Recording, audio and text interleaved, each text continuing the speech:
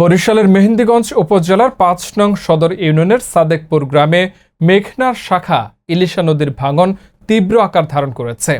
দেশ চ্যানেল প্রতিনিধি মশিউর রহমান সুমনের রিপোর্টে দেখুন বিস্তারিত। বরিশালের মেহেন্দিগঞ্জ উপজেলার ৫ নং সদর ইউনিয়নে মেঘনা নদীর শাখা ইলিশার ভাঙনে সাদেকপুর গ্রামের বহু ঘরবাড়ি ও ফসলি জমি নদী গর্ভে বিলীন হয়ে যাচ্ছে। হুমকির মুখে রয়েছে বসতভিটা, মসজিদ, মাদ্রাসা, স্কুল সহ বিভিন্ন গুরুত্বপূর্ণ স্থাপনা। চলতি বর্ষা মৌসুমে ইলিশার ভাঙন এতই তীব্র আকার ধারণ করেছে যে বাড়িঘর সরিয়ে নিতে পারছেন না অনেকেই। মেহেন্দিগঞ্জ একটি নদী বেষ্টিত এলাকা। প্রতি বছর বর্ষায় তীব্র ভাঙনে দ্বীপ অঞ্চল মেহেন্দিগঞ্জের মানচিত্র ক্রমেই ছোট হয়ে আসছে।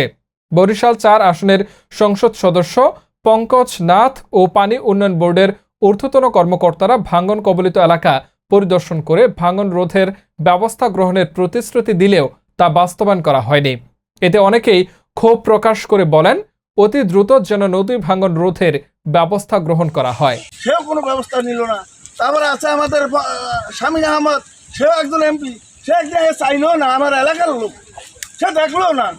এই যে মসজিদ, মাদ্রাসা, 200 বছরের মসজিদ, একটা মাদ্রাসা, একটা ঈদগার মাঠ, প্রাইমারি স্কুল, সব বিলীন হয়ে যেতেছে গাঙ্গে। কোনো লোকে আমাদের কোনো খেল নেয় না। এখন আমরা প্রধানমন্ত্রীর কাছে আকুল আবেদন, আমাদের এই দেশটার একটু রক্ষা করুক, আমাদের এলাকাটা রক্ষা করুক। কোনো লোক আসে না, আমাকে কিছু হিরিও চায় না। আমরা কী বলবো? আর দেখেন কত বিঘা, কত বাড়ি ঘর ভাইঙ্গা কীভাবে বিলীন হয়ে যায়। হুমকির সম্মুখীন সরকারের কোনো আমাদের এখানে কোনো আসছে কিনা, কোনো বরাদ্দ পাওয়া যাবে কিনা আমরা এখনও জানি না।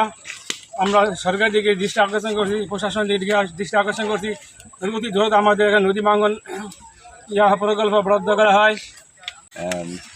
মক্তব তো দুইটাই, বাংলা কাছারি কয়, আমাদের দেশে বাংলা কাছারি।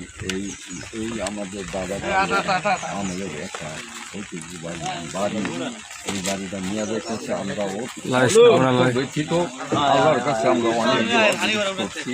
সকালে রওনা দিয়ে এখন চলে আসলাম। মনে হয় না এটা দেখতে পারতাম, যদি আর 2-1 দিন পরে যেতাম হয়তো এটাও মনে হয় দেখতে পারতাম না। দেখার জন্য আসছি, আল্লাহ তৌফিক দিয়েছে দেখার জন্য। ভাঙন রোধে যদি এখন কিছু করণীয় থাকে স্থানীয় প্রশাসনের, একটু যাদের সহানুভূতি দেখে তাহলে হয়তো আমরা এই নদী ভাঙন রোধের ইঞ্জিনিয়ার আছে, তাদের সাথে আলাপ আলোচনা করে দরখাস্ত দিয়া তারপর পরদিনেই মনে হয় একদিন পরেই ইঞ্জিনিয়ার সাবনা কারা আসছে। আমি তখন নদী বাড়িঘর নিয়ে চলিয়ে গেছি, তো ওই সময় আমি আসতে পারি নাই। এনে আসিয়া দেখে টিকা তারা যা কিছু করার কাম লিখে নিয়ে চলিয়ে গেছে।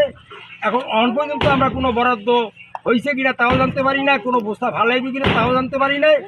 এখন সব কিছু হয়েছে সরকারের কাছে, সরকারের ব্যবহার, মন্ত্রণালয়ের ব্যবহার, এই নদী রোধ যারা কর্মকর্তা তাদের দায়িত্ব তাদের। আর আমরা আর বাকিটা আছি যে খোদা আমাদেরকে সৃষ্টি করছে, নদীও সে সৃষ্টি করছে, মাটি আমরাও ফালাই নাই, তারাই কেউ ফালাই নাই। মালিকেরটা খোদা, মালিক ভাঙ্গিয়া নিয়ে তার জন্য হাজারো শুকুর। জেলে আসি অবস্থায় আল্লাহ